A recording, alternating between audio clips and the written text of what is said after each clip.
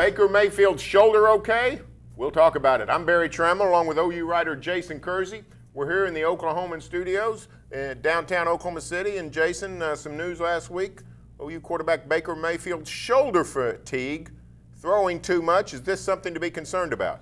I don't think that it's a huge concern. This is something that's been the result, I think, of him just throwing too much this summer. They've had only 3 quarterbacks to throw to all those receivers, and this is something that Baker Mayfield has apparently dealt with before. A very similar thing happened to him when he was in high school, and he just had to take a few weeks off, and he was okay. So I don't think that this is as big a deal as maybe some people have implied that it is. Is it serious enough, though, that the OU media information sent out a tweet announcing, hey, it's just shoulder fatigue, nothing to get concerned about. Yeah. But generally, you don't even put a spotlight on any kind of minor injuries. What was the significance of Oklahoma acknowledging the problem?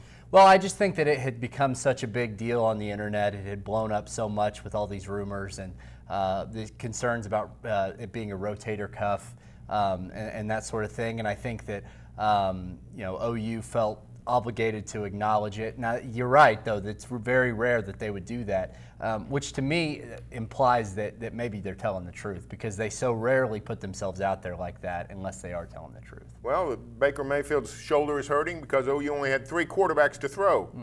Now the Sooners only have 2 quarterbacks to throw. Is this? Are they going to have to limit the summer repetitions for Cody Thomas and Trevor Knight? They might have to back off a little bit. Now that they've lost Justice Hansen, that's one less person to make some of those throws.